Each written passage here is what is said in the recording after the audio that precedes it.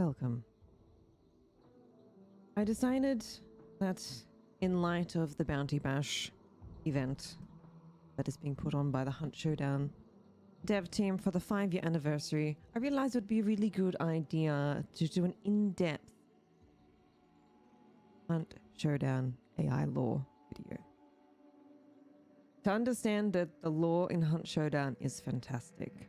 There is so much depth and knowledge and stories. It's a shame that the wider community isn't aware of how excellent the backbone of this game is. So sit back, relax, and enjoy. We're going to read through the AI lore from Hunt Showdown.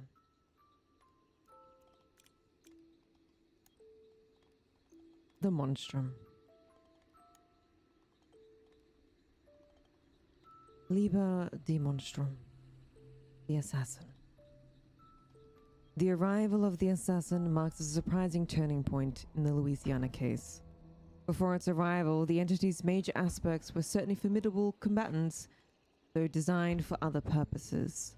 The humanoid assassin seemed especially sculpted to shock humans and destroy them. Accounts of such a creature are similar, that of all tall humanoid figure who can seemingly melt into a swarm of insects. Whether or not this is the result of trickery or actual physical transformation is debatable. Though with all things relating to this case, I am inclined toward belief in the most outlandish and bizarre theorizations one day and incredulous the next. Of this I've noted a remarkable pattern in its behavior.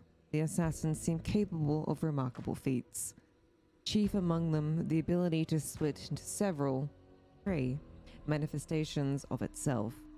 These manifestations would function as a distraction, attacking hunters independently, but the true assassin would use this opportunity to find the right moment to strike. Thankfully, Harold Black, much preserved of what we know. His encounter with the assassin seems to have forged him into the man we revere today. His account, in typical Blackian fashion, seems indirect by modern academic standards.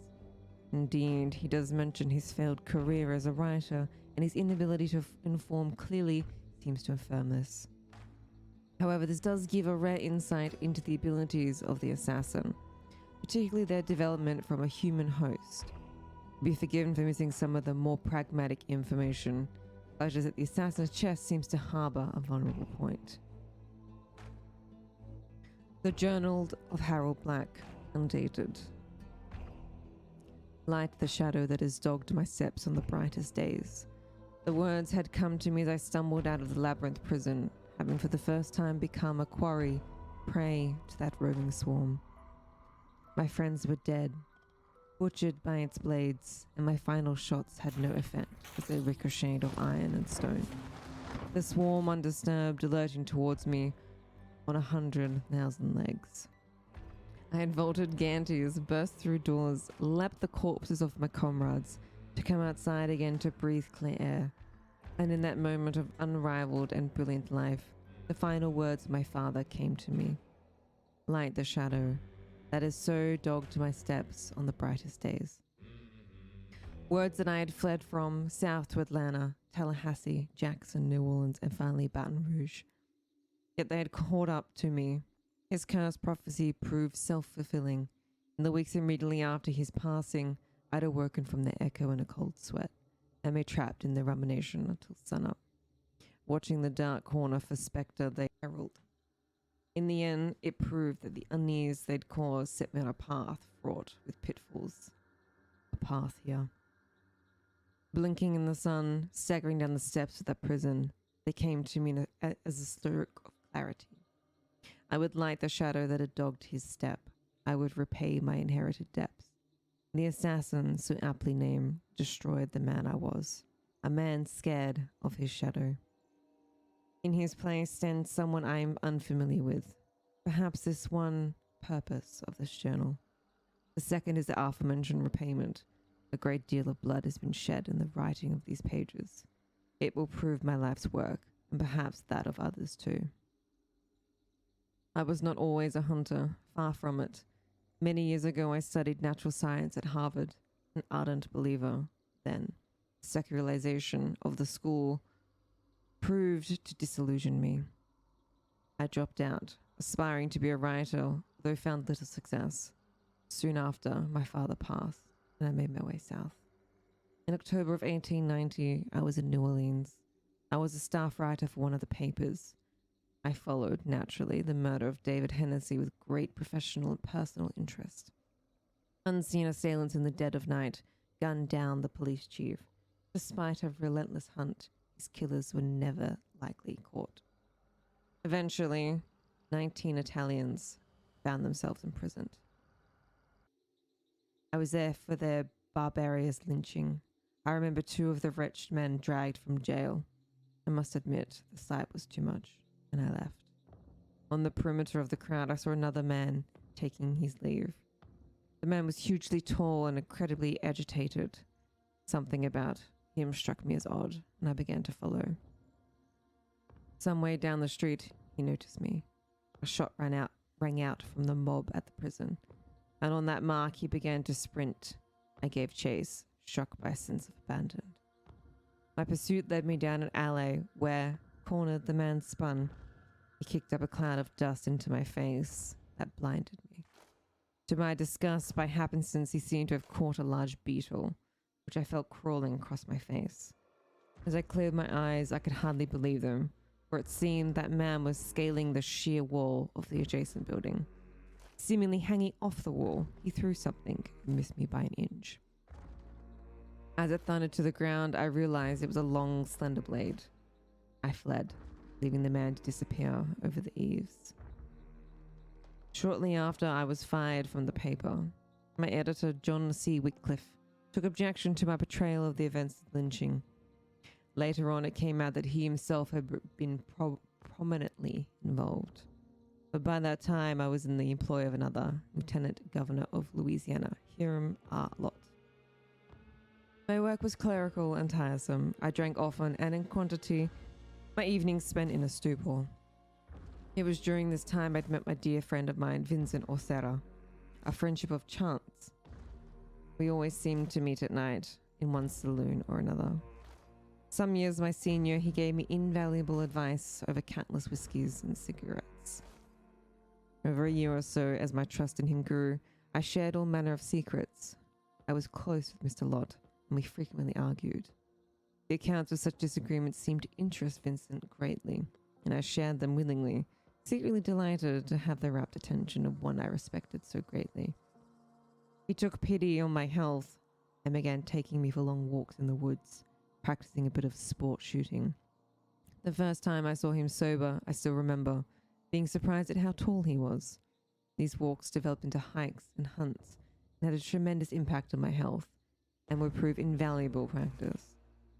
The last time I saw Vincent, we'd drunk until morning. I'd been recounting a particularly funny disagreement over continued obsession of Mr. Lott's. He was a great believer in an Atlantic Pacific canal through Nicaragua. I was a stern critic. There were issues closer to home for him to worry about, and the effort in Panama was an unmitigated failure. Nevertheless, against my advice, Mr. Lott had sailed to Nicaragua that afternoon, and I was again out of work. We left the saloon at dawn. I think it was the drink, but Vincent walked away. He seemingly split and multiplied, eventually vanishing down a dozen alleys. Hiram R. Lott died at Nicaragua. Another was sworn in his position of lieutenant governor. Wandering the docks, thoroughly inebriated, I eventually found work by a man by the name of Sampson. Thus was my introduction to this bloody and violent work. It was a far cry from writing, though I'd hoped I could serialize my adventures at some point in the future.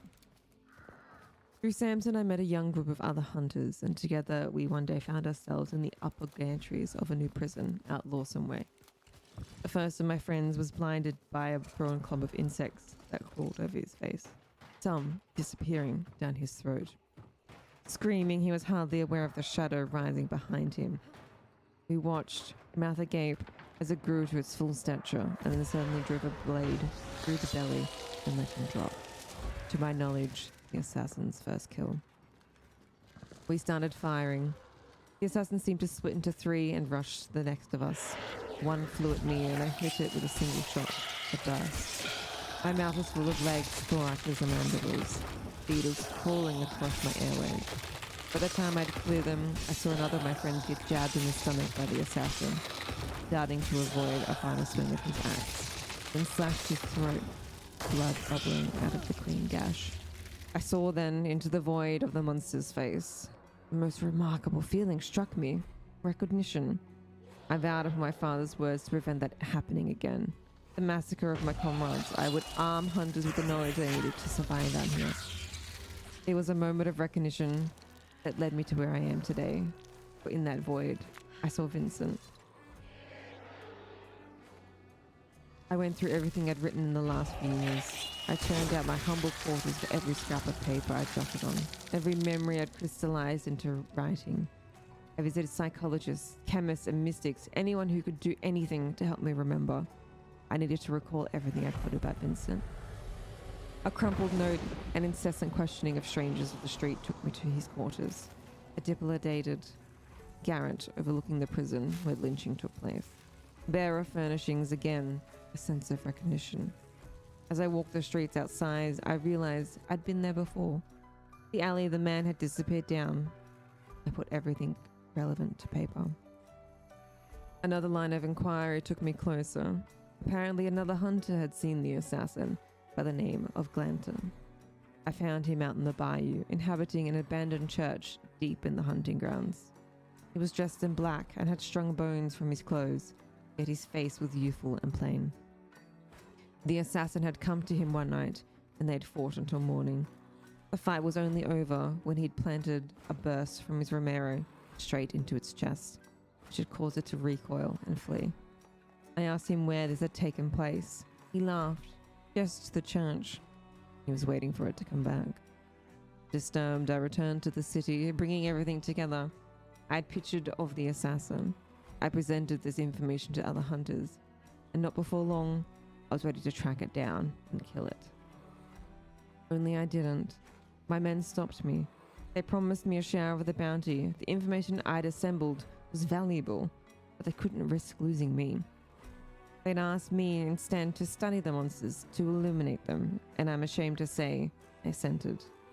Thus this journal was born, and found its way to you, like the shadow that has so dogged my steps on the brightest days.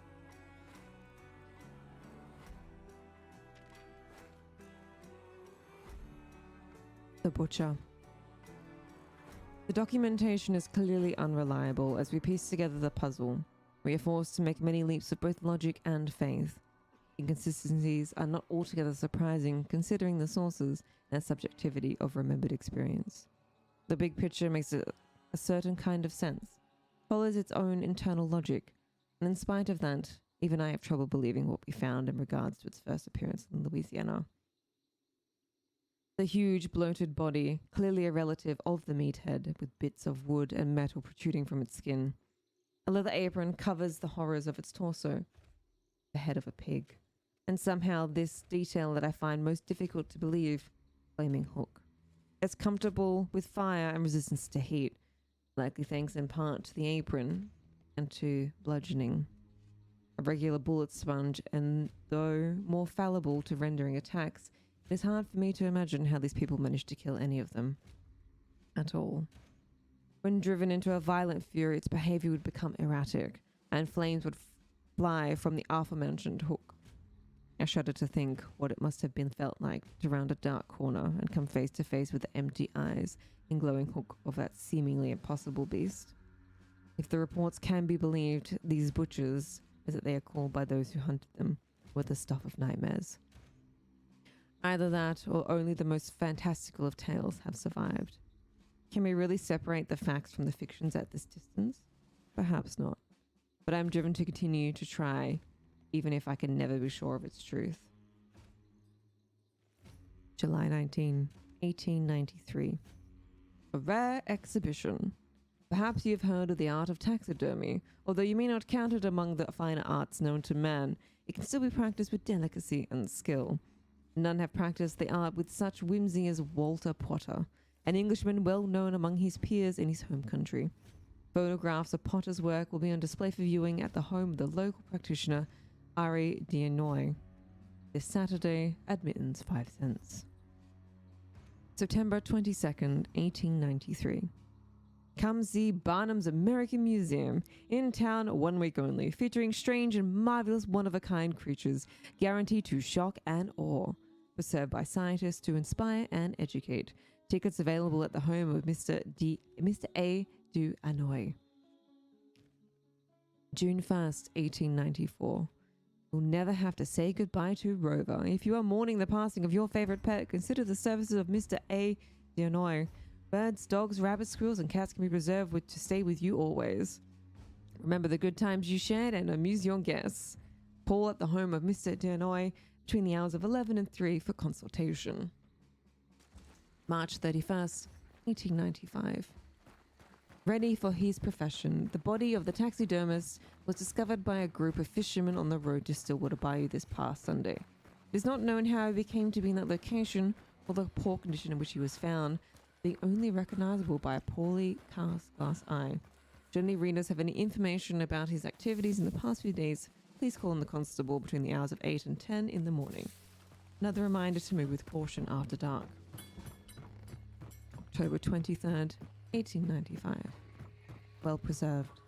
The Great Fire in Algiers set many prized possessions up in smoke. While our reporting is usually appropriately somber, one curious anecdote proved so remarkable as to be printed. A firefighter, shifting through the wreckage of one home, found preserved a curious collection, a menagerie of taxidermied pets. The eccentric collector will be pleased to know that whatever fire retardant measures were taken by the taxidermist proved successful beyond all measure. Interview with Miss Florence Frank. Interviewer, the New Orleans Constable, April 2nd, 1895. Sir, I beg your pardon, but I am certain that man brought down the plague upon this town, God rest his soul. The flu has taken so many already. My own sons have the cough, but God has delivered his punishment. Now that I know the good Lord decreed that animals would carry no soul within their bodies, it was not wrong on that account, but no healthy-minded man would choose such a profession. Not on my life. Mr. du Hanoï took first the quarters adjacent to ours 1 year ago. I brought him our family's well wishes, as a good neighbor must, and he offered a tour of his shop, where he would both live and work on the premise. I was shocked when he showed me the racks of skins. There were rows and rows of fine, sharp knives and other strange tools I did not recognize. I didn't know what they were for, but from the look of them, they were horrible. Sharp, horrible things. I'd hate to even think of them. I took a disliking to him immediately. But I always thought that preserved animals were stuffed, somehow like a toy bear. I didn't know what had to be done. And Mr. du Hanoï, with no excitement, explained to me that he'd made clay models of animals and then stretched the skins upon them like a coat. No wonder God has cursed us with this plague. Only a man of the devil would do such things, mark my word. My husband and I made it clear that he was not welcome, and yes, we encouraged our neighbors to do the same. It was our Christian duty. Of course, our little Tommy took a liking to the man, the fool he is. I forbade him to ever cross his threshold, but I'm sure he has, and no manner of tidings will cure that boy. One day he was just gone. I wish I could say I was sorry to hear his pass, considering the state they found him in, but that was God's justice, you mark my word. The Journal of Ariel du Hanoï. March 4. I've been forced to flee my home. The flu reached our neighborhood, and I was handed the blame. I had thought more understood my profession, especially after so many came to see the Potter exhibit. I do not covert death. I preserve animals as to appreciate them. The act is a celebration of life. I feel deeply misunderstood, and yet I have to laugh. I shared the plight of so many great artists before me, although my own lack of skill did not do the art justice at first. I was bad with the eyes, and the results were uncanny. Mrs. Glovers fainted when I brought her mounted Cleveland back to her, and made me take it away to be burned. I've since become much more proficient in casting the eyes. She was not wrong. Cleveland's eyes had a glassy, demonic look to them. By the time I was required to cast my own, my skill had improved considerably. I hope to return home in a few weeks, although they may be optimistic. Perhaps the plague will have taken my wretched neighbors by then. The night I left, one of the 3 boys already had the cough. The mother won't be long after. Once they pass, their predecessors are any signs to allow how long their illness progresses. Thinking of how they turned people once I knew and thought of friends against me, my thoughts grew morbid. Perhaps I should return and stuff the boys. That would show the shipwreck of a woman just how artful I am. But what am I saying? I've never even killed an animal. Would I be capable of preserving a human child? I do not think so. March 5. This building used to be a slaughterhouse. It reminds me of home. There are several carcasses hanging in one room. This place appears to have been abandoned for some time, and there is plenty of lumber from which I can build my drying racks for the skins. I must amuse myself somehow. In the time I spend here in refuge, I plan to put my mind to the task of preservation. I will have to overcome my aversion to hunting in order to feed myself, and I plan to preserve and mount whatever animals are destined to meet their end by my hand. I've set up quarters in a small room with a sturdy working door, and another I have arranged what instruments I was able to bring from the house. While exploring these other rooms, I found evidence of that someone with a similar, if more gruesome, passion dwelled here once. I hope I do not meet him, although as I said, this place appears to be empty for some time.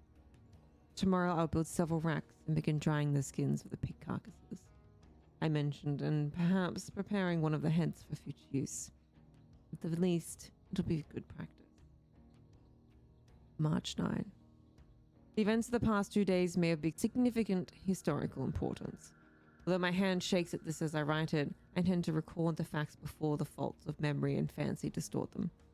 If you are reading this, no, there's no exaggeration or fabrication. This story is true. I was on a walk.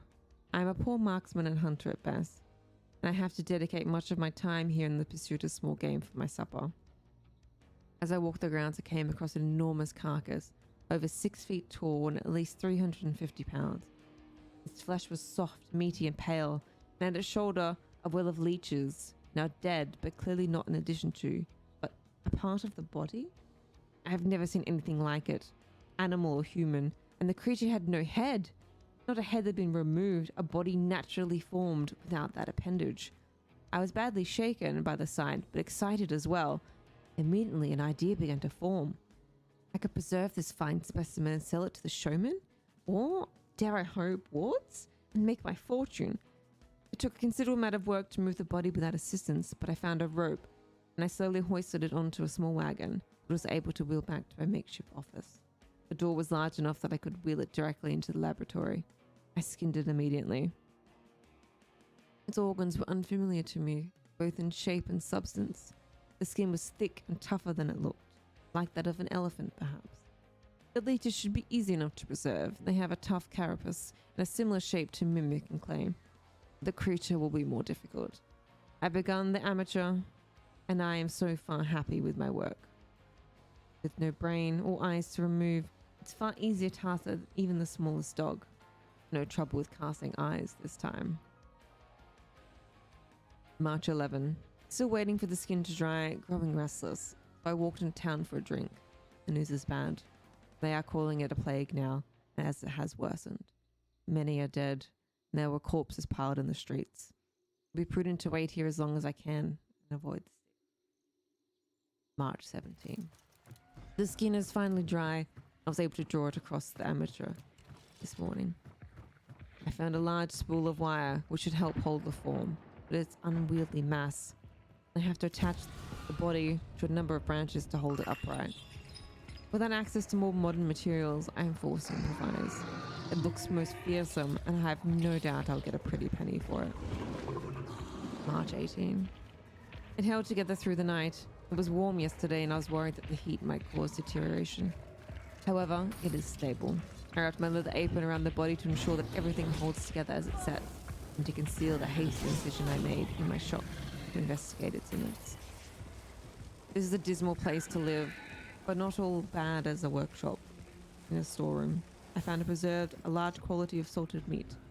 At first the smell was bad, but it sated my hunger while I worked, and I've been feeling more optimistic than ever. It was luck that brought me here, and this gentleman will surely make my career. There are horrible noises at night, but somehow I sleep. March 19. The creature is far too unsettling without a hand. Perhaps it sounds silly. It's a monster.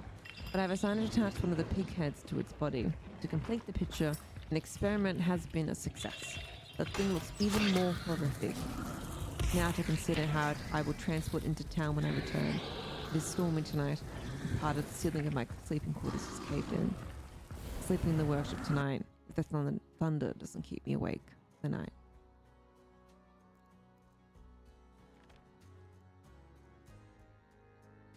The spider. More people than you think suffer arachnophobia, a primal fear of something poisonous lurking, weaving traps, able to scale any surface.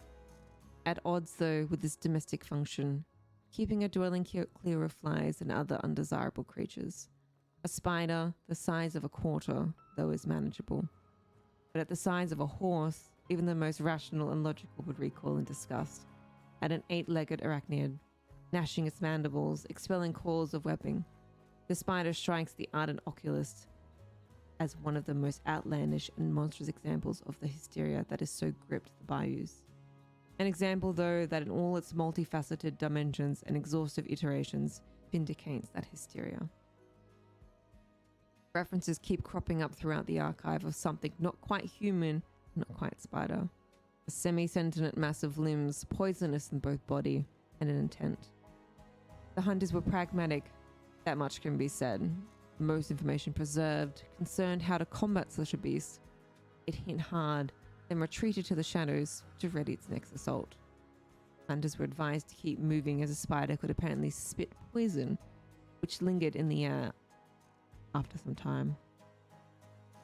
Melee weapons, which could slash or pummel, proved effective at rendering its limbs and breaking its bones. Poisons and other toxins were ineffective. I'm sure that a more fastidious study of the source text would doubtless reveal more insights.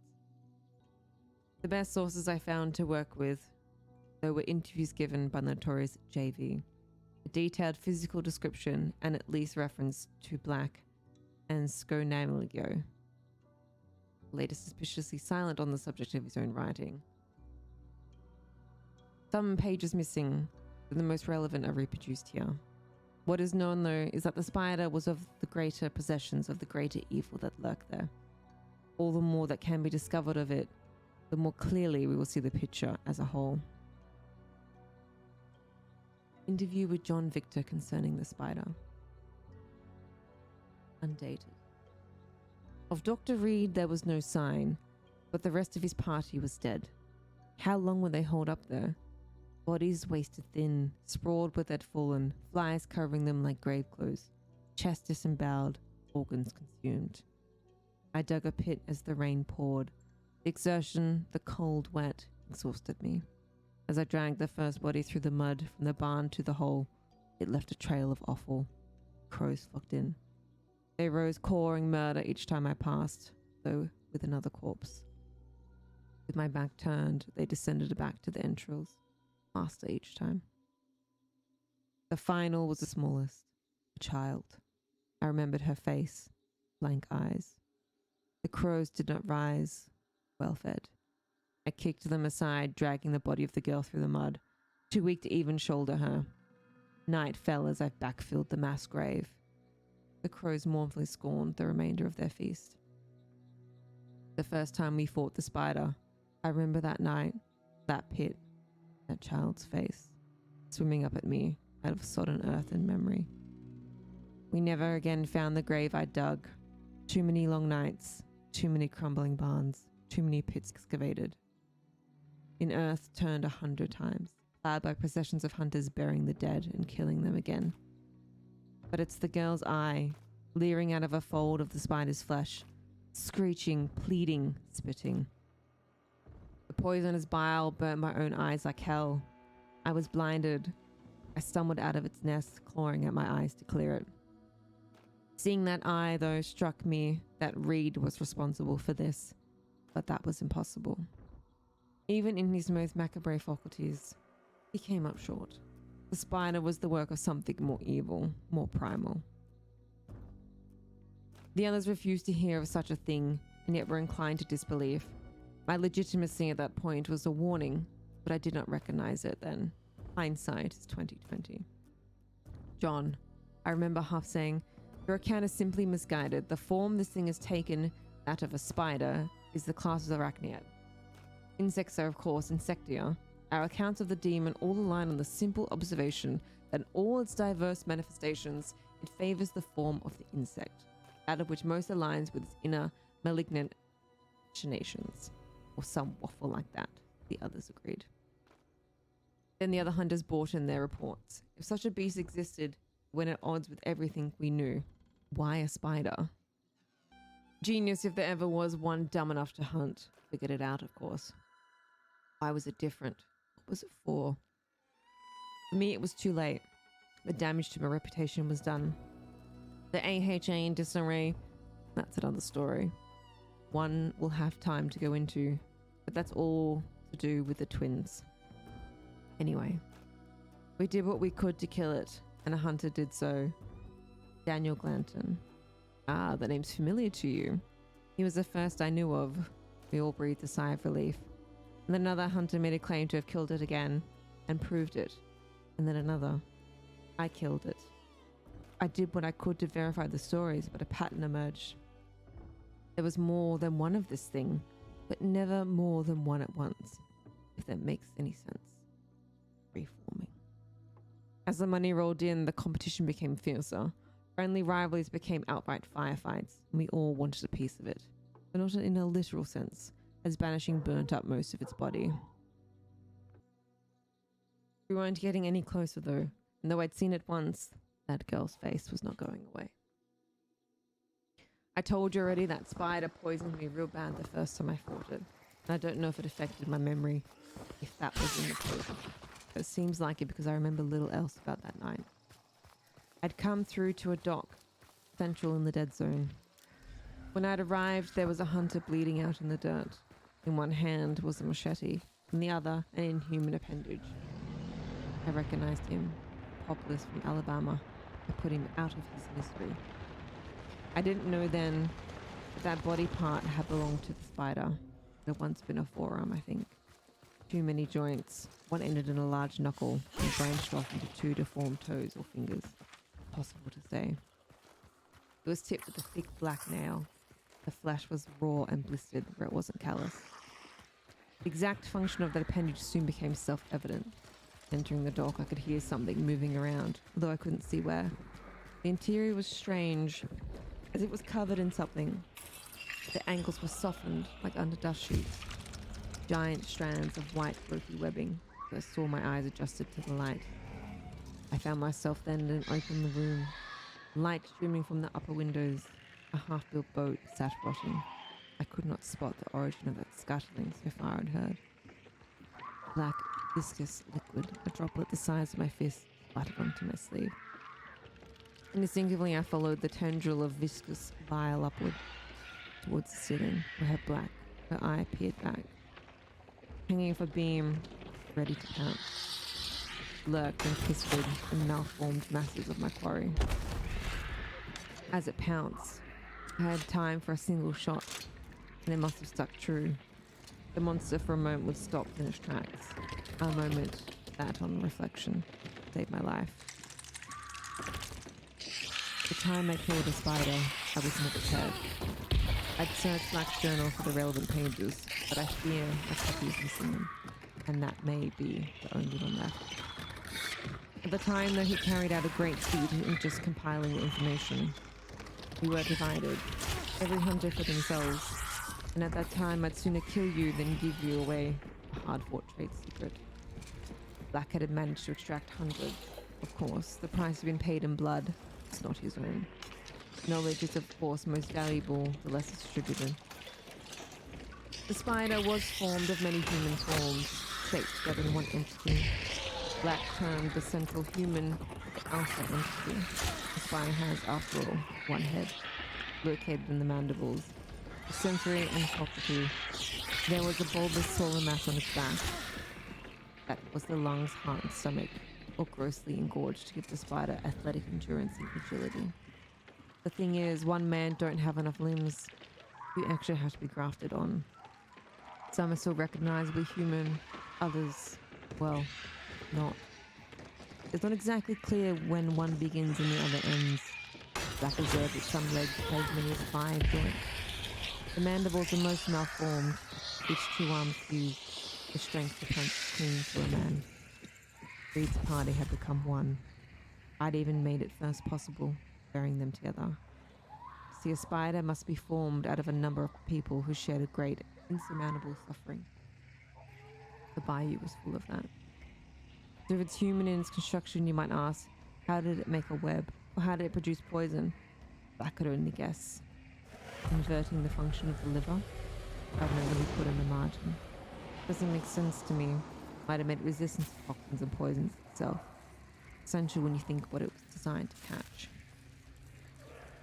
And that's just what Black wondered about. Why was this thing designed to be so deadly? So much more developed than the others. He thought it was simply a builder. There were these huge cocoons in the church, for instance, incubating more and more of the plague. He said, part of the devil, the lord of the flies, the sculptor, whatever you want to call it, went bad. Not often, but they did. When it weakened, they went feral, or something like that had to. Hard to imagine, isn't it? The spider was there to make sure that that didn't happen. It was faster and stronger than anything else, symbolically different to the insectoid forms of the others. Its function was cauterization. Destroy the bad parts, trap them in webs, kill them, eat them. I was never witness to such behavior, never saw it. Didn't believe Scully Nablio though. He was the smart one, argued his case. He said that obviously when hunters were after it, the Lord had greater concerns than cutting chaff. Didn't help him in the end though, did it? But coming back to Black, that the spider was there as a builder was just as viable really, or so I'd hope. You'd have thought that our priorities would have been straight. I think that if the spider was eating the bad parts, we'd have let it eat. Rather content. Less for us to kill. Nicer to think we were stopping it from building something new, right? But in all honesty, I think if we'd known that, I don't know if we would have done any different. I'm inclined to believe Black. Less speculative, more concrete. In the end, what does it matter? How it dies.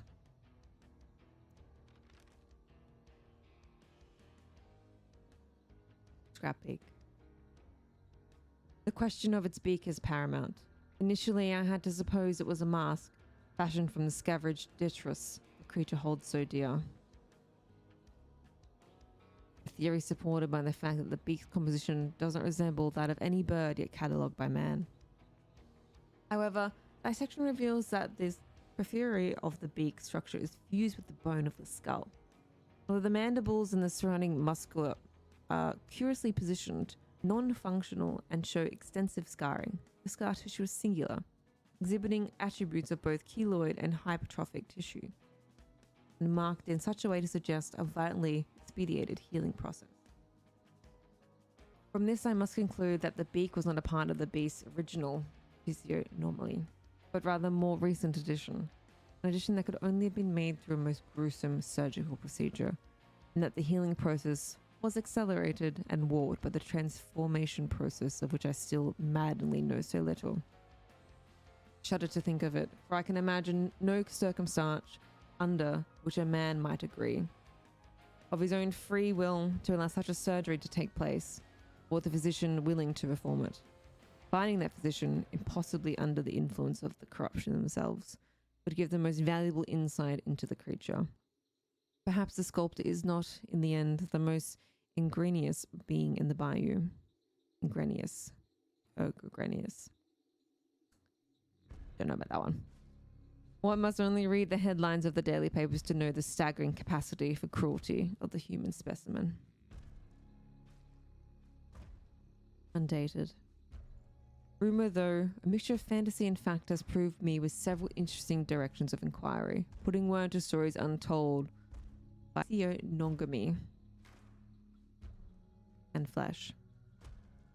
Even when rumors provide little concrete insight into a specimen, they often illuminate the state of our own collective mind. There are 2 distinct interpretations repeated among the hunters who gather to exchange stories over their meager evening refreshments. Those who have faced Scrappick in combat place great emphasis on his behavior, the piercing, pain-ridden howls, the obsession with birds, and the hoarding of scrap and other objects, both morbid and banal. It is these hunters who gave him the name that has become parlance, and the same group suggests the creature is more bird than man, whether through close observation or a desire to still their conscience. It's far easier to kill a bird than to kill a man, or perhaps I am naive. Those who have seen Scrappick from afar or tell of its ghastly silhouette are convinced that it is Death himself come to wander the bayou. Though it could be conceived of many strange things, I believe this tale says more about the teller than about the beaked beast. Having lived amongst the corruption and seen the casualties wrought by the sculptor these many months, they see death everywhere they look. Though factually incorrect, the metaphor holds. Death does haunt the bayou, hungry and untiring, picking off those who greet him with relentless regularity. Death walks among us, although his beaked visage is the only one of many masks he designs to show all who will know him.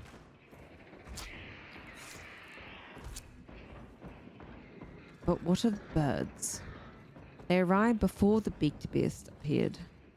They are drawn to Scrappick specifically, not just the so-called sculptor's power that is evident in their behavior, but by the timing of their appearance indicates foreknowledge of what and who would come. This is cause for great concern, and it does not follow the established pattern, to say the pattern I had previously identified, but were wishful thinking on my part. My mind races and grows easier. What troublesome future does the sudden arrival of this new foe foreshadow? Will we be compelled to face an ever-increasing cast of hideous foes? How long will there be enough men to keep fighting this ghastly war? Other instances suggest that the sculptor does not create from scratch, but rather takes what is present, twisting and moulding it until a new form emerges, one more suited to its errands, or perhaps more familiar. I cannot guess at the purpose of this new monstrosity, but the early appearance of the birds seemed to me indicate there was more than one pawn at play this time. I began to comb the papers for any sign, any scrap of evidence. In other cases, I did not form a theory until long after the initial event. But a trial has caught my attention. A man named Avis Windham, accused of killing his peaceful bird-loving father and several dozen others. It was the detail about the burns that caught my attention. His testimony has been delivered with this disturbing cheer and almost precedent smugness, as he insists that he is innocent, and he invites the jury to visit the bayou themselves. He is not currently allowed visitors, and I do not have the funds to bribe the rat-faced attorney who represents him.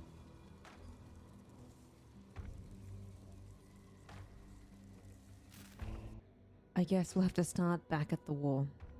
Papa lost his first leg in the war, the arm and what come after. And the other leg, well, that's another story. Maybe we'll get onto that later. He worked as a rag man, and it suited him. He'd drive around that old cart collecting broken old pots and pans and scraps and rags and things. It seemed the more broken something was, the more he liked it.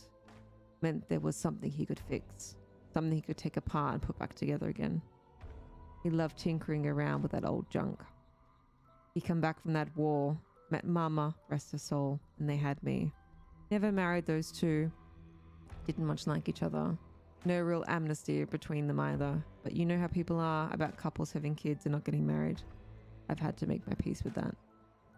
Papa was a nice man, a quiet man, a peaceful man. The neighbors all agreed, but they did not know what happened in that house in the dark hours. And ain't none of them know what he was really like, did they? Well, they're gonna find out now. Old Avis, the rag and bone man, he didn't have much time for me. I wasn't worth his time. I wasn't worth anyone's time. The neighbors all agreed on that too. Papa loved birds, kept a few in a wooden cage, drove them all around with him in that damn cart. Customers loved that. The Birdman's back, and that's what they'd yell. And they spotted his cart, start gathering up the scraps for him. Regular little magpie daddy was. He'd ride all over the bayous, go where no one else would. People appreciated that. Liked that he remembered them. Liked his pet birds. He didn't mind getting a wheel stuck in the mud sometimes. He liked the stories. They got some real tall tales out there, or I used to think so now. Now I know they aren't just stories at all. I learned the hard way. Anyway, one day he let me ride out with him. Would have been near the end of summer, the last time I'd ever seen him alive. Have you ever been out to the bayou, Miss Burke? It was hot that last week of August, do you remember? Hot and sticky, and it just seemed like the air was swarming with insects. It seemed like everyone was on edge. Those disappearances they want to blame me for were already in the papers, and the flu and the rest of it. We buried 2 customers that week, showing up for their scrap, stayed for their funerals, and there was gunfire all the damn time. I could barely sleep for the sound of gunfire. There was more and more strange folks coming into town too, coming in on the train and going back out on a coffin. Anyway, we had a row. I was angry with him, wanted him to pay me mind, stop talking to those stupid birds. That remembering he had a son, and I'm ashamed to admit it, that night I killed his birds, cracked their necks and left them for him to find. Papa said no good man ever harm an innocent little bird. Avis, what did he know? There ain't no good men. Not me, not you, and most certainly not Papa. People said Daddy was a good man for what he'd done fighting in that war, but it's complicated. What happens in a war, no matter what side you're fighting for, war is always a deal with the devil. And you don't come out of a deal with the devil like you were before. There is no winners. There's just more cracks opened up in the world for the devil to come through. Daddy cracked, and the devil came through him. Daddy cracked, and brought the devil right into our house, into me, and so I brought the devil back to him. A lot of people mistake quiet for peaceful, and Daddy made that mistake. He ain't quiet now, is he? Big mouth like that. No, he sure ain't quiet now. Grunts. It is quite difficult to perform any typology analysis of this Louisiana incident, and I'm starting to think that these events may have been the beginning of the zombie stories we have today. It certainly matches the pattern. Some kind of deadly infection hits a settlement and almost wipes out the whole population. And then the dead rise from their graves in order to feast on the living. But this is the only zombie story I've heard where zombies take up weapons, torches, and blades, in most cases, to wield against the living. The old adage holds. Truth is always stranger than fiction. It seems like the hunters of this era were simply calling them grunts. There are conflicting reports, of course, but the material I have found so far appears to be talking about what's probably a slow-moving, mostly human creature, possibly the victim of a viral infection, or controlled by some greater spirit or lower. Well, at times I seem to be grasping at straws to identify some of the more specialized monsters in the source text. Grunts are ubiquitous, to say the least. Of particular value, an autopsy performed and recovered almost in full from the journal of Reinhard Winkler that I have included in the archive. According to the reports, you could dispatch a grunt quickly with a well-placed headshot.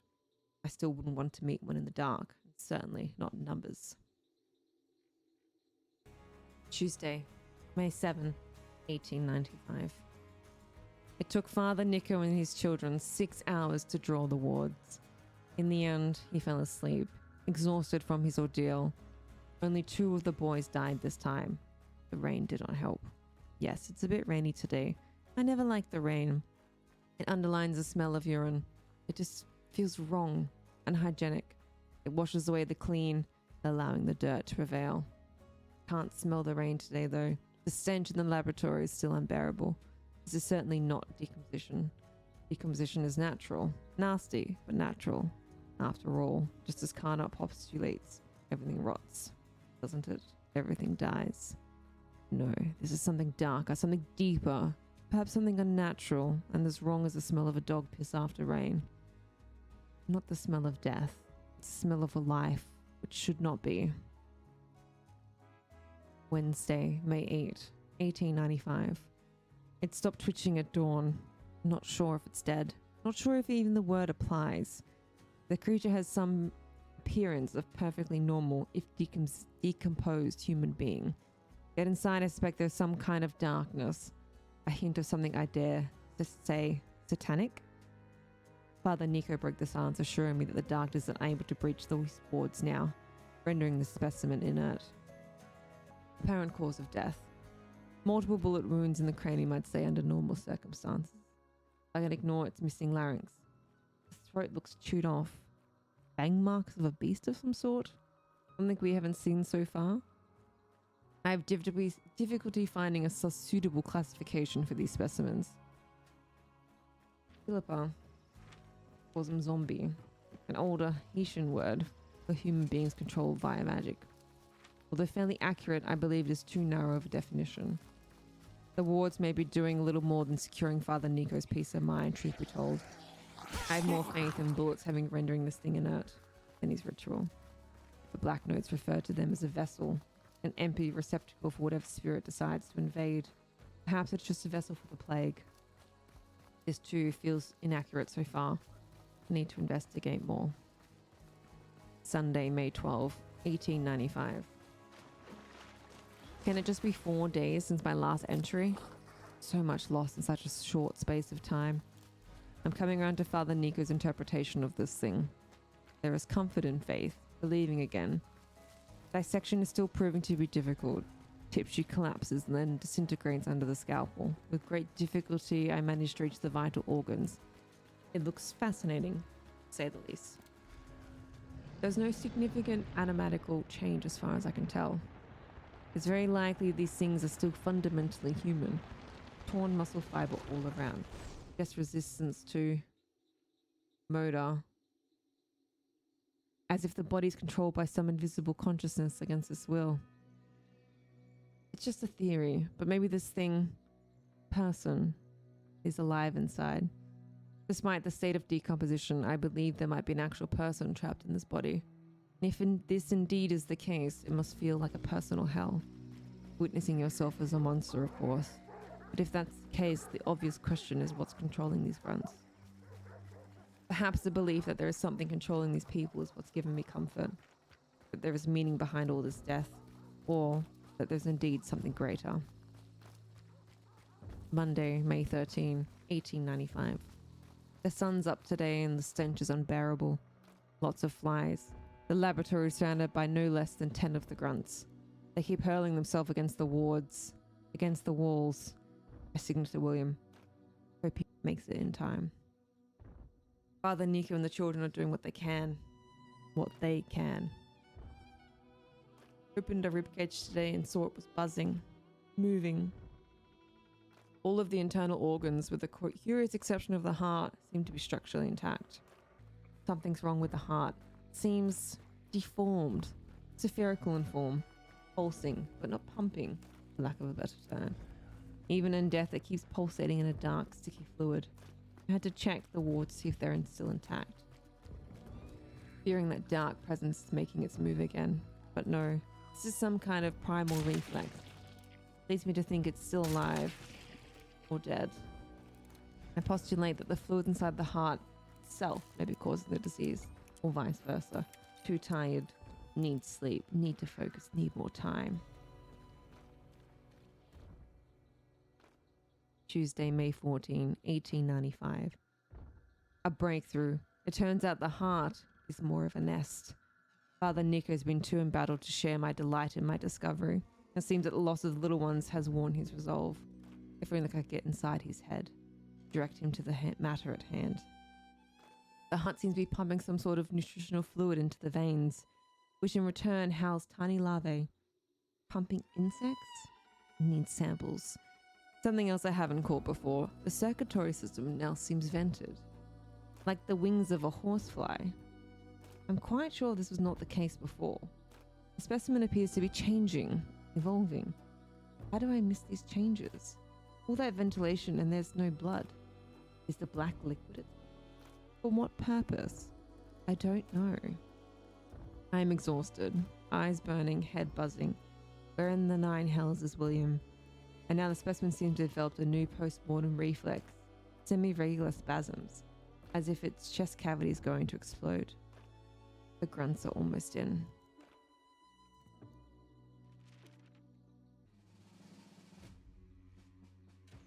Armored.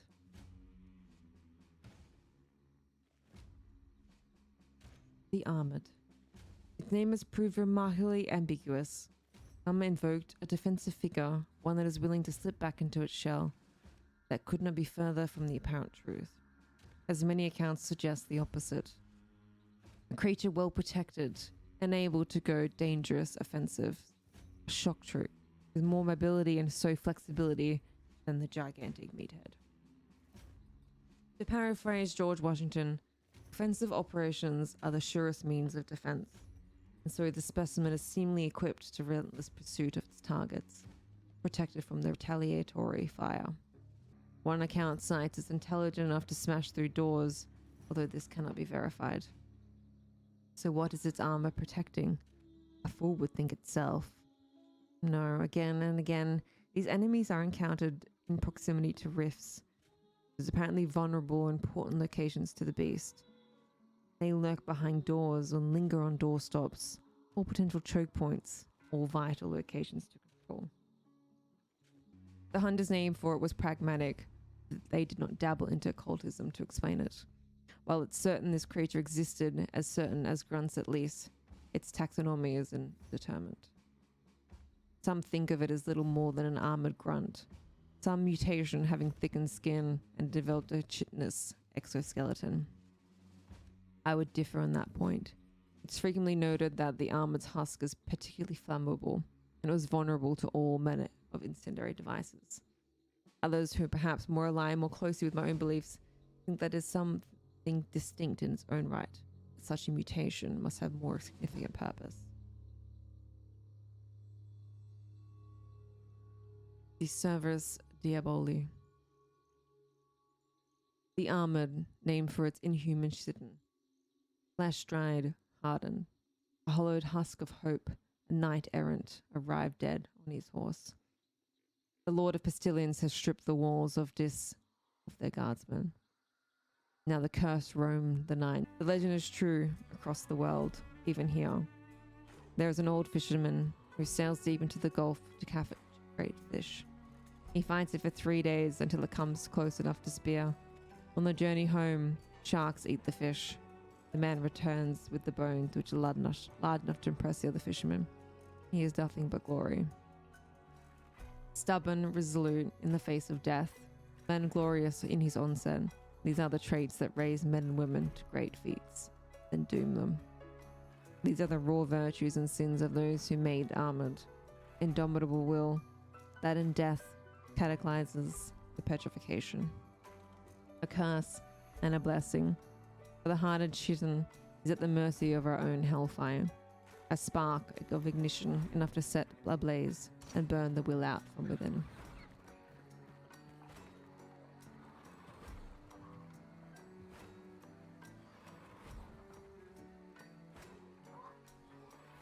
August 24, 1858. A tough yarn. Frederick Litchin returned from the Yukon with a strange tale of an unfortunate friend. This companion, Ernest Blager, had found some geodes, masses of quartz, while prospecting. In one such mass, there was a cavity lined with crystal containing fluid called the water crystallization. Blager, with a jesting remark, drank the fluid and soon after complained of a weight and a pain in his stomach and bowels. He soon died, his body instantly rigid, and not a few hours, petrification took place. The whole body, flesh, blood, heart, liver, becoming solid. April 16, 1893. Wanton combustion. The unfortunate but nonetheless remarkable story came to us of the fate of the poor man at one country sawmill. Having had a mishap using animal fat to clean up sawdust, he made merry with friends, heartened by his bizarre visage, as she is wont to do. Tragedy struck suddenly, when he caught the spark of an oil lamp and caught alight immediately. March 27, 1895. Petrification by artificial means. Charles D. and Frank T. Boyds of Lafayette think they have discovered a method of turning human bodies to stone, preserving them forever. In the basement of their establishment on Cottage Grove Avenue is the body of a young man who died July 18th last. The body was treated and then turned to substance resembling stone. All of the blood withdrawn and the fluid injected. After 2 weeks, there was no trace of decomposition, and the flesh began to harden. Strange growth resembling that of papery wasp nests still puzzled the men, who declared that it is not long more needed to perfect the fluid. Tales akin to the armored's enhuskment are rare, yet petrification innumerable, spanning cultures separate by centuries and continents. Treating these allegorically, we are first familiar with the Greek mythology, the prodigal type, Medusa. Curses of various gods, a ship of the Phoenicians. They occur across Catholic hagiography, the miracle of Saint Hilda to the shepherd punished by God after betraying Saint Barbara. Giants caught by the break of day recur throughout Germanic legends as often as lone men turn to stone pillars do Slavic ones.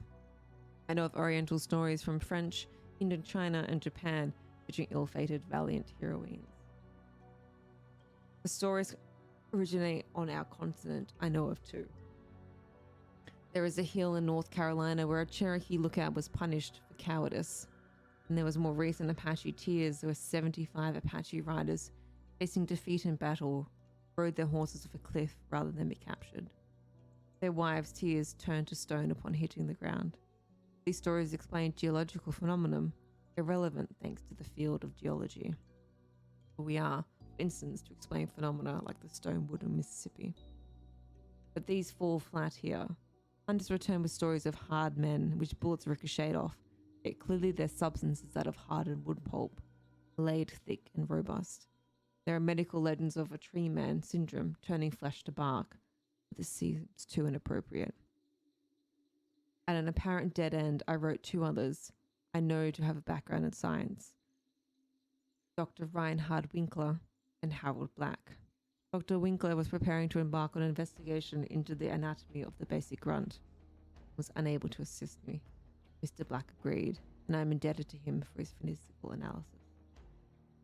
A friend of mine, when I rode from With the Sinners, came to me with an opportunity. Armed with no more than a sword, he hacked it and armored to no avail. When he thrust the blade, he was able to stab clean through an armor plate and pull it free. When I arrived at the laboratory, a Turk was leaving. Tamarat met me and led me through the yard, showing a carriage full of waspish armored plates. Tamarat was younger than I imagined, his riding having a quality heavy with the weight of his years. I swiftly picked apart what of little he knew of natural science. First, physical tests. These seemed a novelty to Tamarat.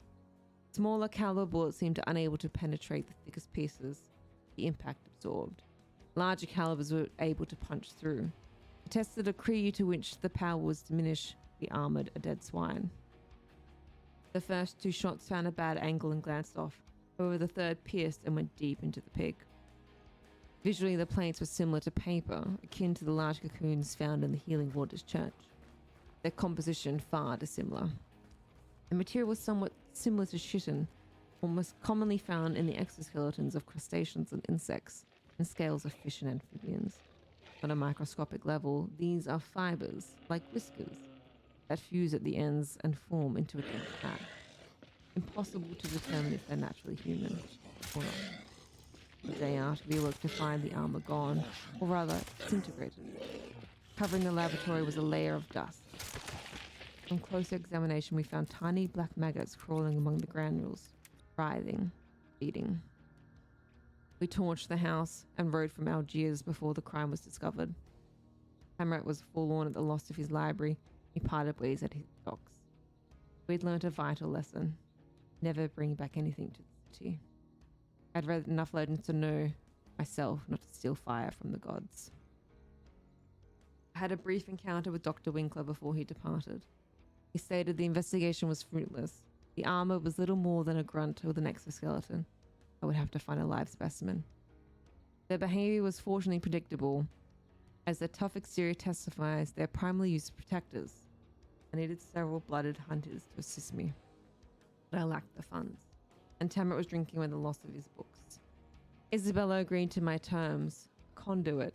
I was confident her attunement would lead to us to a virulent rift. Isabella curiously rejected the notion that she was a seer. She had troubles enough being typified as a mystic or practitioner of the voodoo. Few contracts were offered to a black woman, suffering the worst of both discrimination, so at least she was affordable. We found it armed quickly, However, we were unable to control it. A shotgun blast dismembered its lowered body, slowing it down prior for a clean kill. However, the arrival of other hunters forced us to abandon it. Isabella found and drew a second into a bear trap. Immobilized, she was able to precisely hit its cranium, dispatching it in a single shot. The specimen was fresh, but our time was limited. In the 40 minutes we spent there, it was sure death to spend and more than an hour on the hunting grounds. I noticed that the chitin plates seemed to grow, sometimes 2 inches even after death. Deep in his chest cavity, a disturbing anomaly. A third arm, slender and sinewy, sprouting what could only be described as fangs. It was crooked and underdeveloped, and though an incision showed, thick with muscle. Would it be growing, merging to give the armored some new ability, or was it evidence of something lost along the way? An underutilized specialization.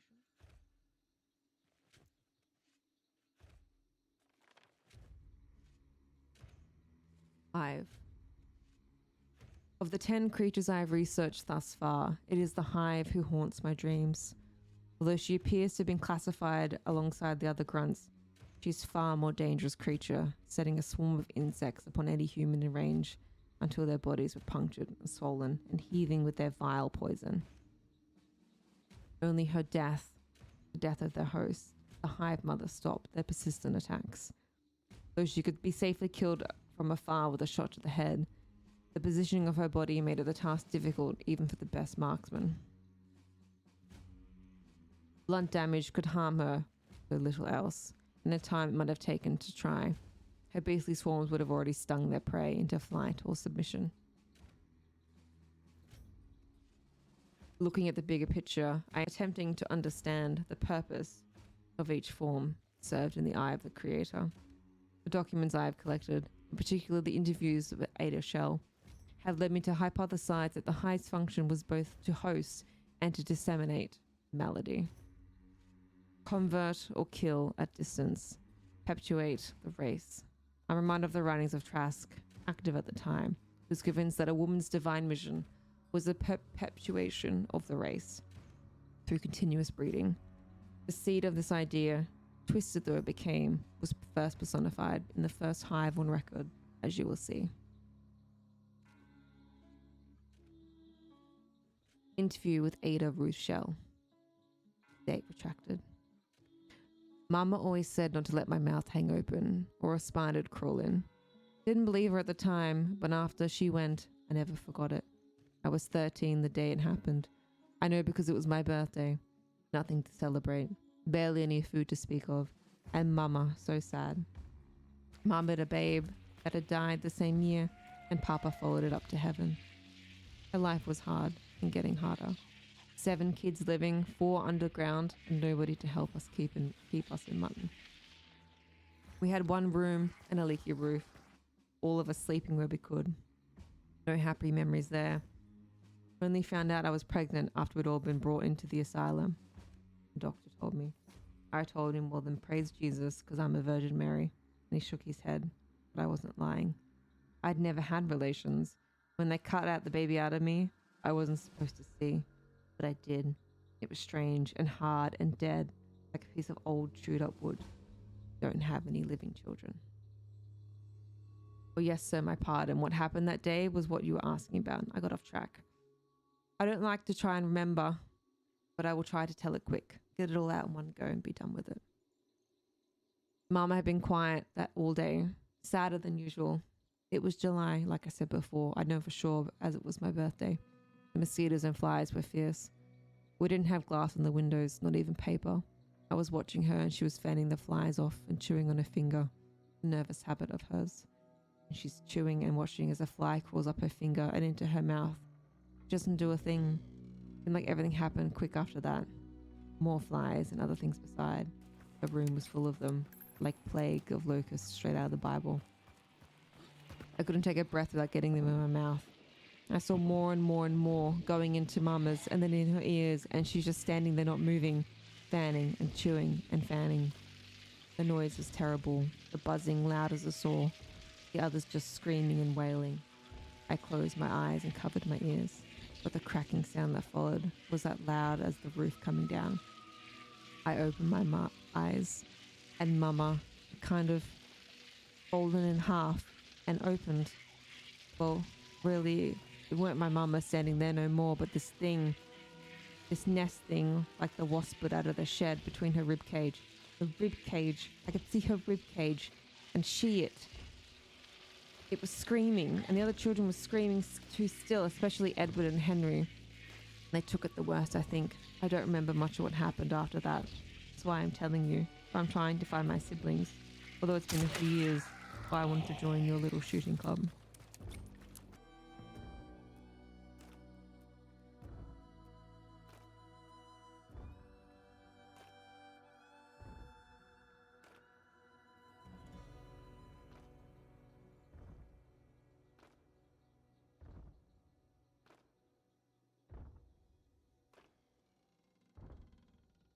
Well, thanks to you, sir, I found Samuel after our last conversation. Still in the asylum, still playing with his blocks. He's fixated on those blocks when we were first taken in. Never stopped, I guess. Talks normal enough for a 5-year-old, but he's a young man now. I hope they give him comfort. He barely acknowledged me, though. He seemed to know who I was. Asked if I'd brought his mama along with me, and wouldn't speak again when I told him I hadn't, just humming to himself. The nurse told me he still doesn't look much like bugs. I thought maybe all of us were infected. We're all living in that house, all eating the same food and breathing whatever was in that air. Though I thought it would happen to every one of us, person for person. I think that's what they've removed from my belly. Some kind of larvae gone wrong. Baby didn't come. It didn't come. Well, I told you about what they cut out of me. Edward and Henry went violent. They wouldn't speak. Being their sister, I would always thought they'd be more than a bit thick. But after, it just wasn't my teasing. They couldn't speak right, and there was something strange about their eyes. I only seem to remember how they used to use their fists, wanted to use them on anything that moved. Had to be restrained. That was horrible to see. I hate the thought of being tied to a bed. They must have too, the way they carried on, where they attacked the doctor and seemed hell-bent on hurting themselves too. The doctor must have given them something to calm their nerves, for it was the only first night I'd heard them. Problem with lice too, I heard a doctor saying. But I was transferred soon after and never heard another word. But like you said, seems that they are in another asylum, still strapped to some bed. No visitors allowed, danger to the public. My God, if Mama could see us now. Was it more than a headstone defiant of Grace? Sweet baby Grace. The day she turned, I didn't see much. I told you before. Closed my eyes and pressed my body hard into the corner of the room. I didn't want to see or hear. I didn't care much if I lived or died. I guess that's why I didn't run. Didn't see a point of living no more if something like that could happen to my mama. Just froze up. I'd guess it was Viola and Lily that got her out of the house. Then, like I said, my eyes pressed hard closed. They must have run and she followed. Well, I could hear what happened, even if I didn't see it with my own eyes. And I did see what was left of the bodies. Viola got a bit farther than Lily, almost to the tree line. I don't know if it would have helped if she'd made it to the woods. Both their bodies were swollen from the bites. Hundreds and hundreds of bites, all red and swollen with poison. The first time I saw her in the swamps was my first real look at her since the change. I didn't expect it. Well, it was like looking at my own face in the mirror. Never knew how much we shared a resemblance. Guess I kind of grew into it. Always thought Viola had taken more after her than me out of the changeling's basket. I heard the screaming first, recognized it in an instant. The sound brought me right back to that room with her screams and theirs. And across the field, I saw her, bent over all wrong, twisted and shambling, and where that was a big paper nest sitting between her own ribs. Her own body turned against her. I don't know if my mama is still there anymore. Her mind, her soul. What happens to your soul when you become that? I've heard there are more than one now, but they all look like my mama. They all look just like me. It was what I could do to force myself to shoot. I did. But I hesitated. My hands were shaking, and I missed, and that's how I lost my arm. But you know that already. But I'm going back out. Your training won't go to waste. I'll get my mama the rest she deserves.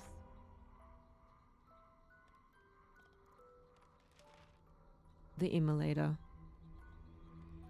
The Immolator seems to be the most tormented of them all. The smallest movement sends him into a rage, attacking chaotically, and when shot he burns even hotter and charges like an angry bull.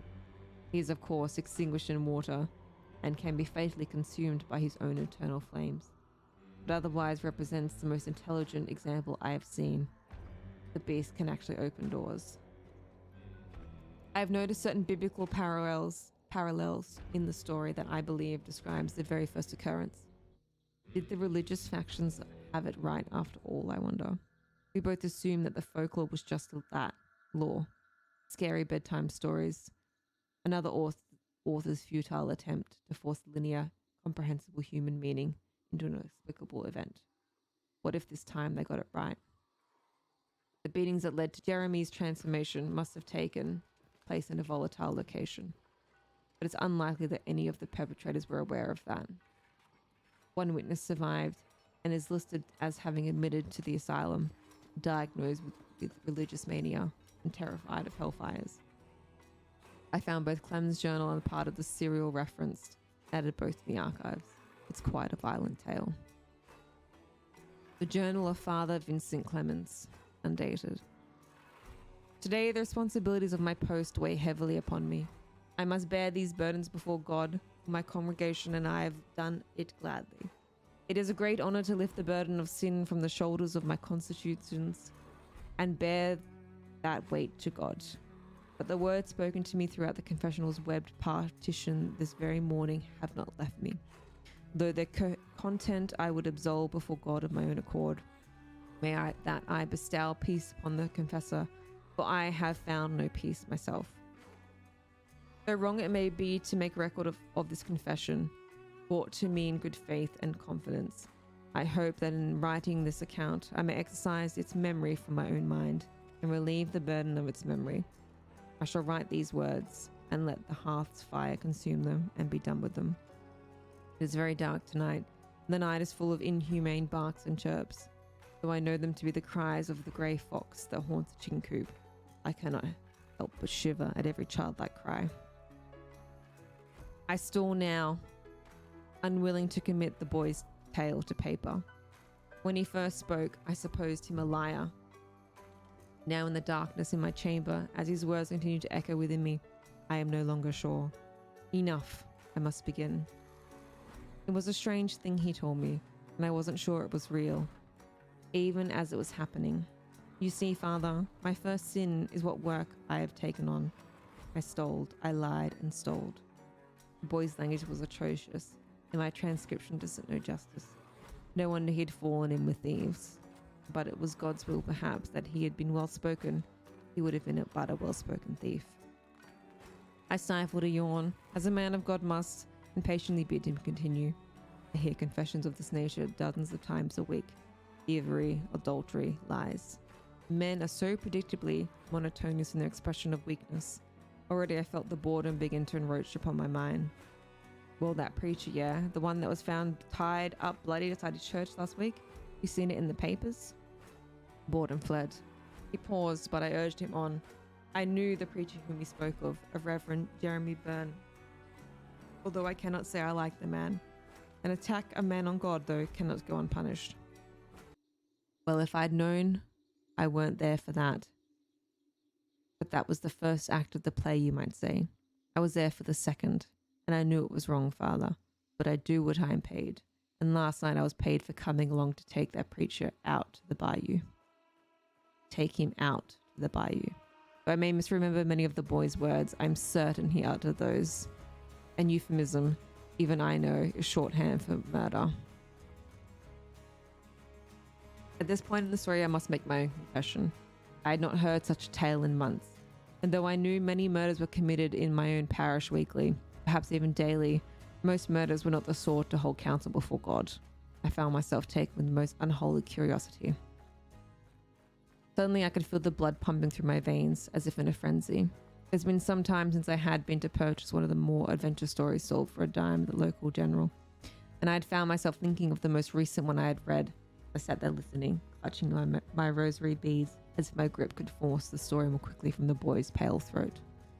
I asked the boy then quite plainly if he'd murdered the man, and he was silent for some time. I grew impatient and demanded he speak. I couldn't say, Father. I couldn't rightly say. His tone was thoughtful and bore no remorse. Oh rogue, oh devil. The men I was with, they beat Reverend Jeremy fiercely. I hung back on watch, but I was more watching Mr. Jeremy, Father, and it was when I thought he couldn't take it no more, he started screaming. Scripture it were, I think, though he sounded like the devil himself. I was on the edge of my seat, barely dancing to breathe, lest I distract the boy from the course of his story. His breath had quickened. The memory clearly disturbed him. I must know more.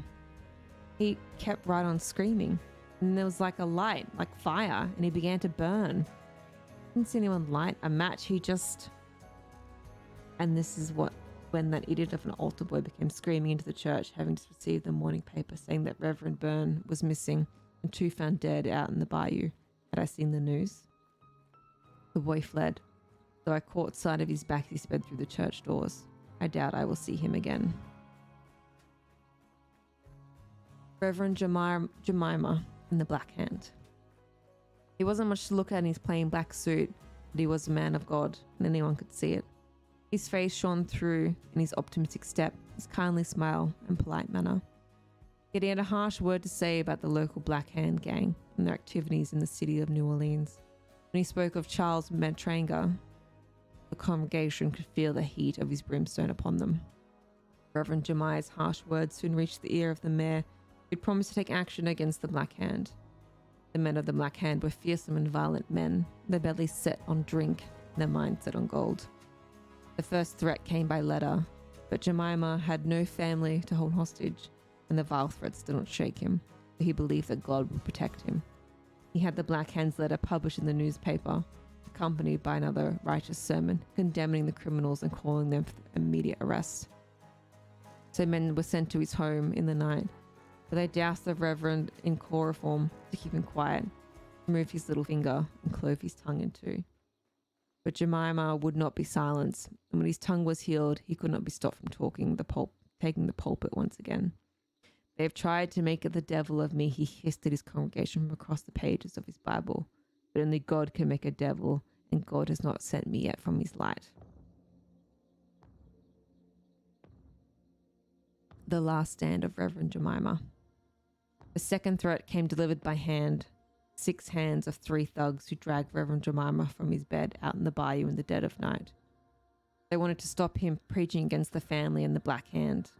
He would never stop preaching, he said, that they split his tongue. Though his split tongue slurred the words, they laughed at him and pushed him to his knees. Reverend, you have a lot more to lose than your tongue, but our boss isn't a godless man. If you promise to stop your slander of his business, stop your preaching altogether, he won't call us out again. Jemima looked off in the distance as if reading from a page. But if I say I will not mention his word or speak any more of his name, his word is like the heart of a fire shut up in my bones, and I am weary of holding it. Indeed, I cannot. He was rewarded for this speech with a blow to the back to the head that sent him face first into the muck. But the Reverend did not despair. He could feel the frenzy of his faith burning within him like a fire. Whenever I speak, I cry out, and I proclaim violence and destruction. The Reverend was shouting now, and the thugs took several steps back. A most unholy light, it seemed, had begun to emanate from his face. The thugs looked at each other nervously, uncertain what to do. Let him that stopped me be destroyed, like the cities of old, that the Lord overthrew without mercy. With those words, Jemima howled in fury as his rage consumed him, and he burst into flames. Consumed by heavenly fire, although no match had been struck, he ran at the biggest of the men, setting his clothes alight and sinking his teeth into the grisly flesh of his neck, as he tore at the skin and muscle and fat with his teeth. The screams could be heard for miles. It was truly a miracle.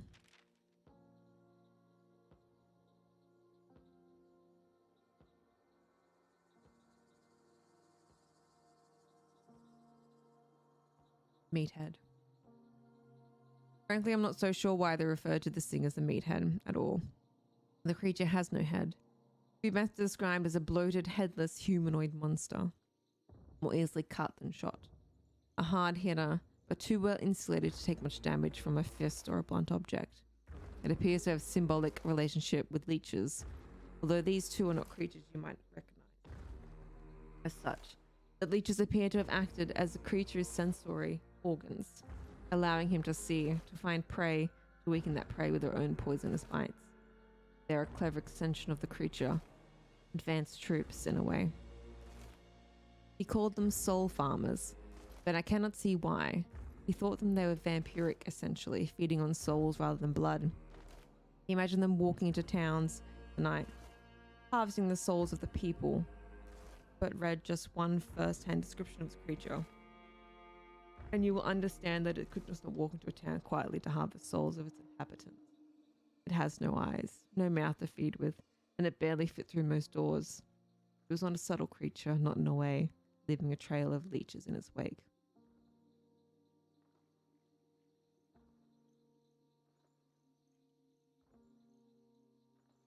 Summer of 95. A journal entry thought to be William Salter. I took as many papers as I could carry from the asylum when I ran. I didn't think about it much at the time, just wanted to be gone. I could not stand the thought of being confined to get there again, however much good my first day might have done me. For many days I avoided these papers. They're a reminder of unpleasant things, dark thoughts. My confinement and the masochistic doctors. However, this morning I felt my strength returning, and as I snipped my chicory, I began to examine all the bundles of papers. I tend to find out what is happening in this city, and I hoped there might be a mention of the plague or medical speculations as to its origins.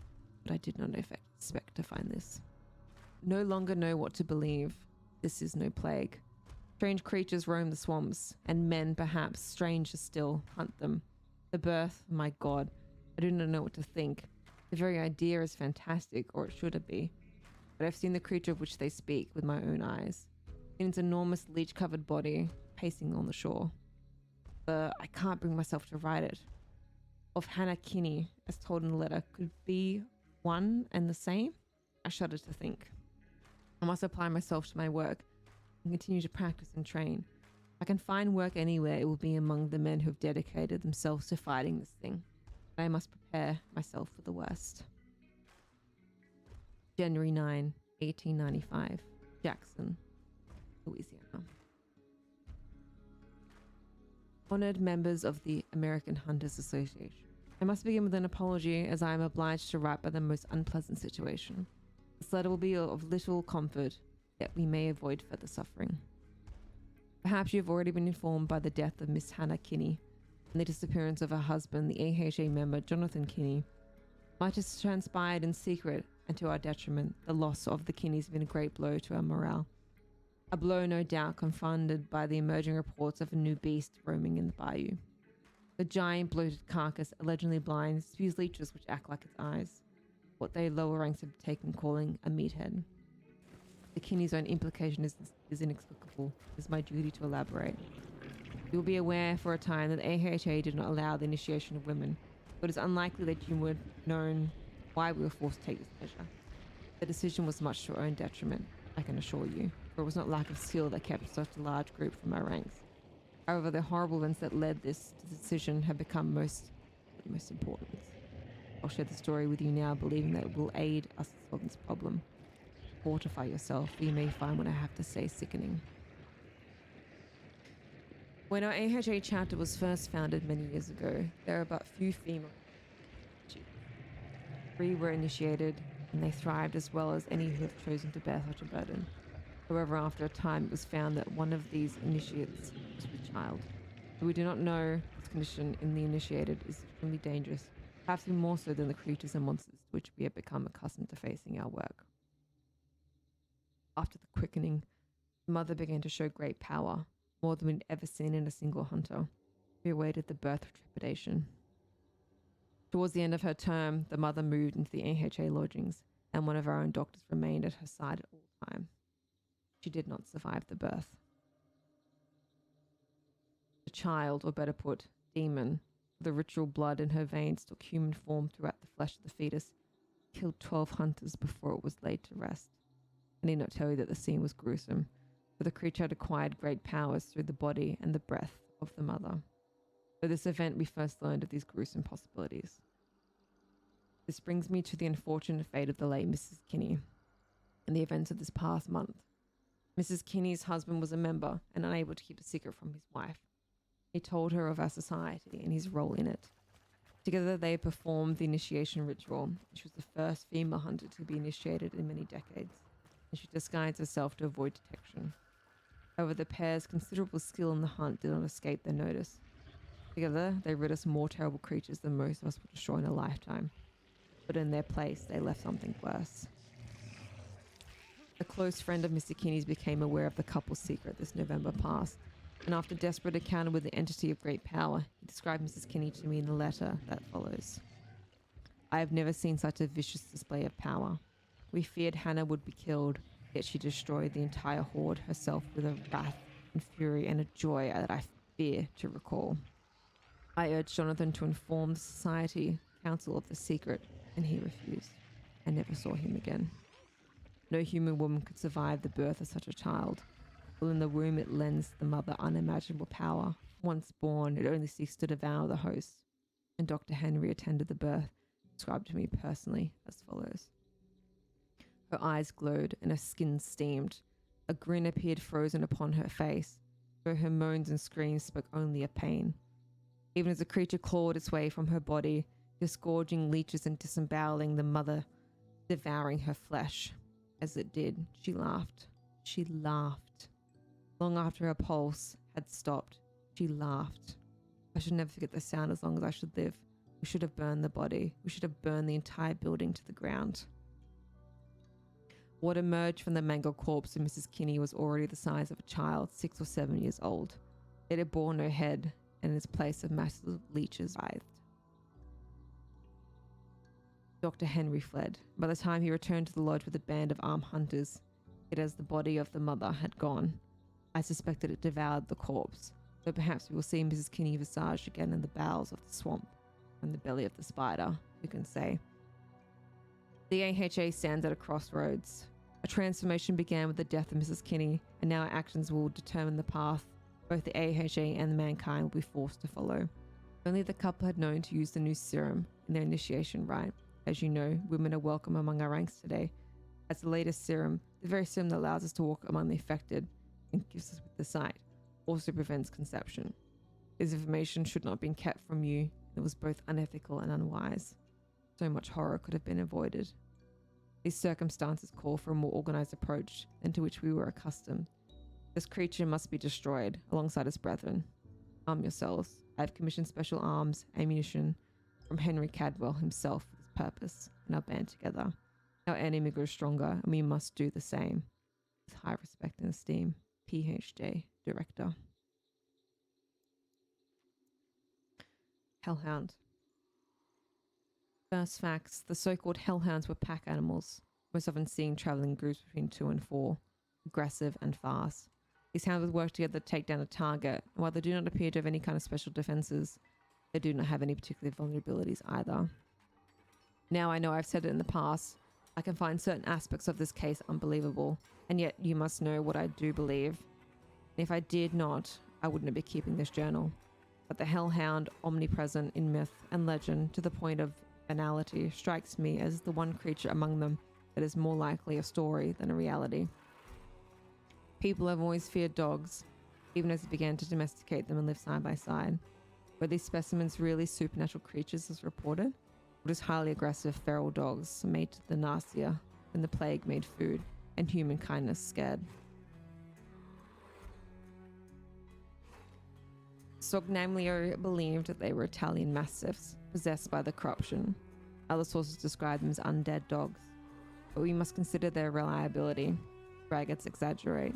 Reports of visually collared and muzzled hounds indicate that they were in fact an infection, but whether it was of supernatural corruption or scientific rabies origins, I cannot say, as the other sources on this point to my mind are inconclusive as best.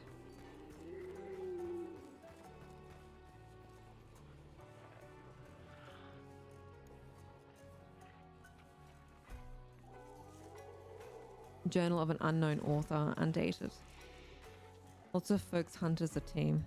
I don't. Part of the reason is that I simply don't trust people. I can't, not after, well, never mind.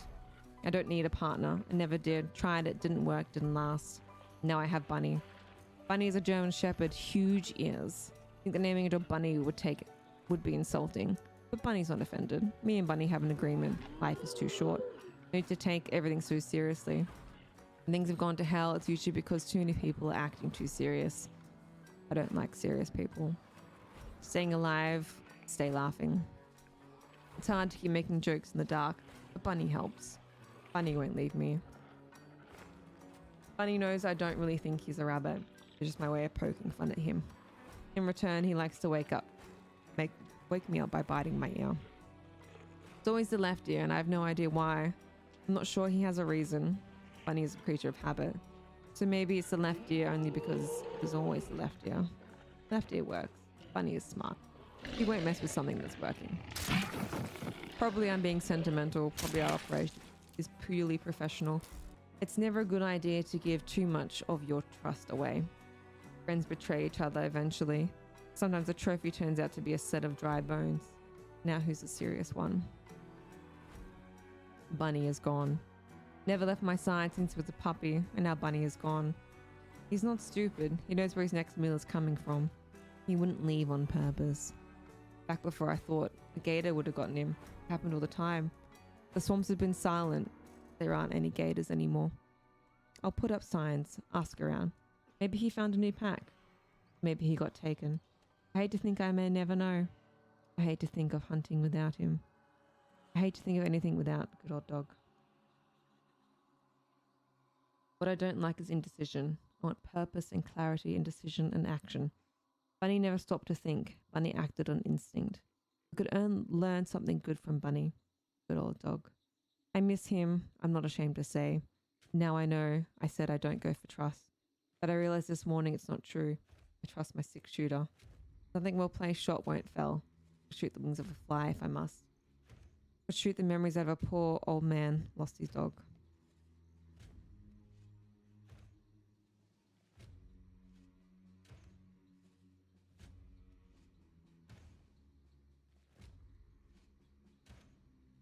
I hope Bunny would come back to me, but not like this. Couldn't say how long he's been dead. The body was already stiff as a board. It was terrible to see him like that. And the way he was all ripped up. It looked like he'd been in more than one fight. Bites and cuts all over. But knowing my Bunny, whatever he was fighting out there looks worse. The man who brought me the body said he suspected rabies. Read all about them in the paper. The Bunny had attacked his retriever. Already looking like hell's mutton, and that thick mucus around the mouth the rabid ones are said to get. He'd bitten up the retriever fierce, but then he said he was very sorry, but he had to shoot my bunny. He had children about, he said, livestock. Well, he said those words, and before I could even think, I had my knife at his throat, ready to kill him too, with my bare hands if I had to, practically foaming at the mouth myself. Well, I calmed myself, and I didn't kill the man. He brought me a bottle by the way of apology. Can't seem to quench my thirst, so my throat hurts too. But well, probably from the morning. Can't bear to just sit and stare into the fire anymore. Thought I saw a hound rushing at the fire. I drew and shot. Just shooting at the air though. There's no hound here at all.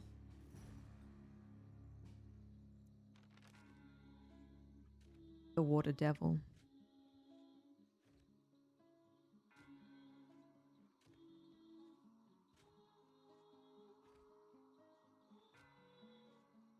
My initial suspicions about the origins of the water devil have been refuted absolutely by my latest research. I thought the thing was related to some species of eel, even a gar or a bowfish, but it wouldn't have seemed logical. Or so I thought. I'm getting ahead of myself. Let me begin with the creature itself as the hunters know it. It would be easy to mistake it for one many-tentacled creature. The water devil is in fact a swarm of smaller aquatic animals that seem to sense the presence of anything entering its home waters, and its movements were quick and decisive. Because of its swarm-like nature, it was hard to kill with bullets or any sort of melee attack, but often best recourse was simply to run for the shore. For a long time, the waters of the bayou appeared to have gone silent.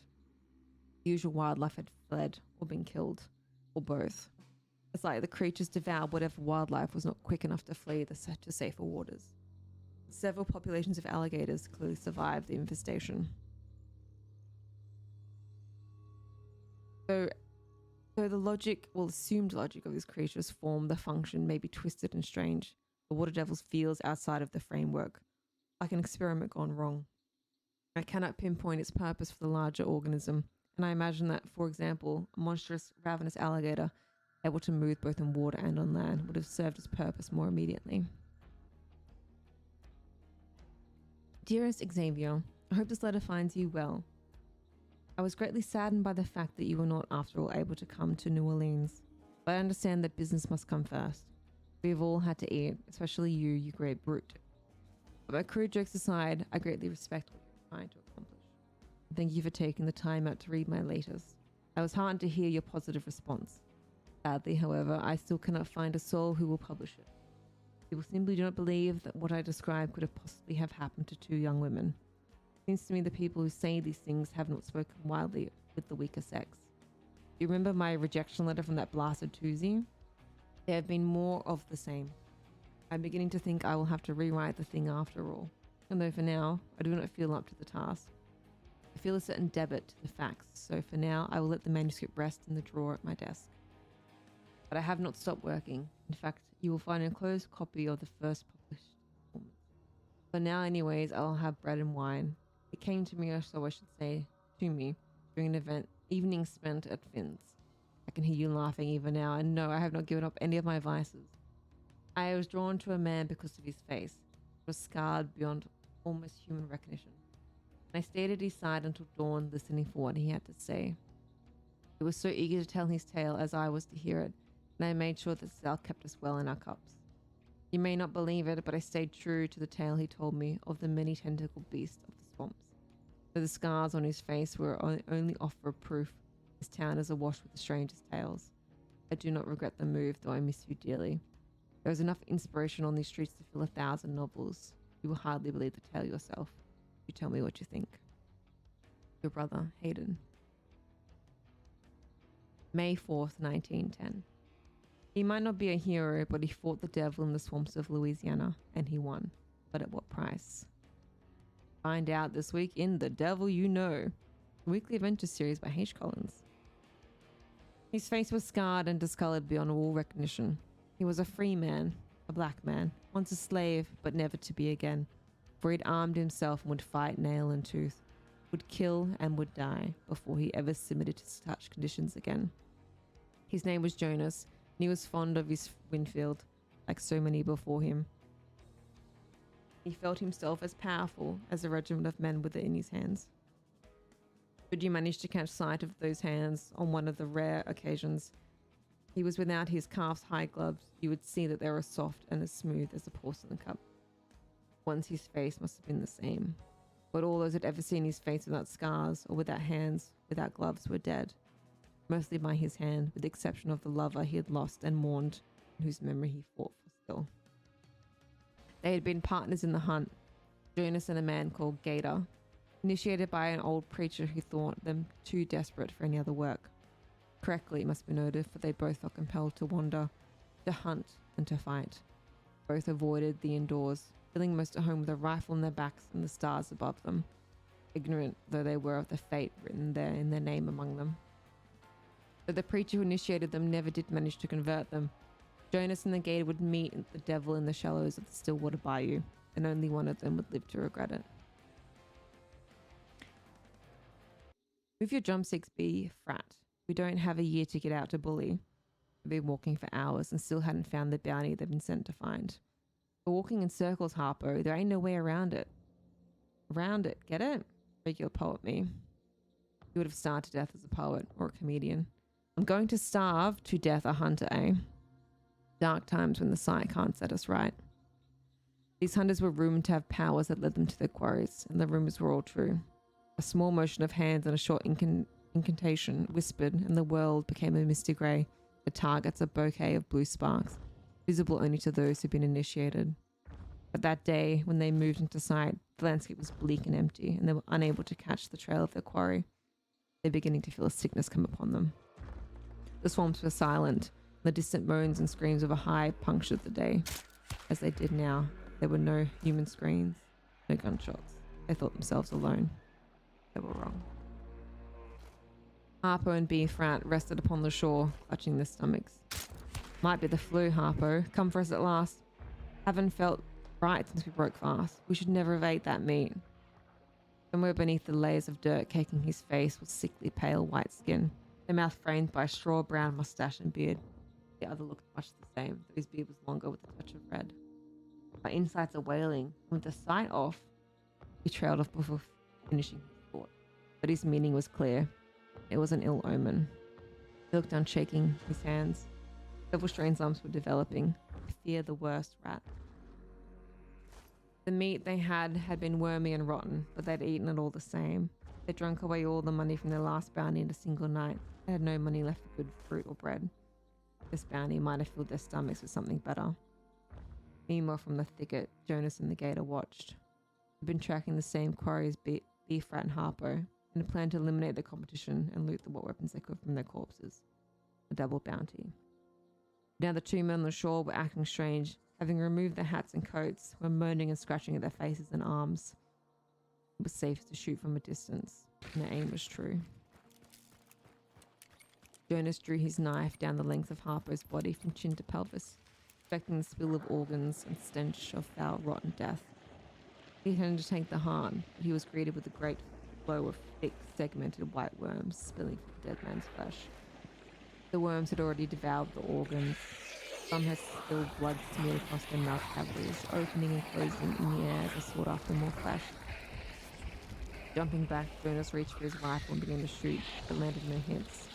The stubby, roving creatures, turning into a reddish-orange now they'd been free from the man's carcass, skimmed across the mud and slid into the dark waters of the bayou. The dead man's hunter, Beefrat, had run towards the building on the far side of the water at the first sound of shots. He'd stopped and began to convulse. The white worms poured out of his mouth, in his ears, and the gaping sockets where they'd eaten their way through his eyes. His corpse emptied of the foul creatures at last. His body collapsed into the water. Jonas and Gator stood on the shore, watching, but ready to run. The water began to churn. The worms had swarmed around the corpse to finish off the remaining skin. Would they stay and fight, or would they let the creature go? The men's eyes met. After a gruff nod, they waded out into the water. And that completes the monster book of Hunt Showdown. Several tales of gruesome, occult, satanic monsters, all created by the sculptor, or some misadventure or malady.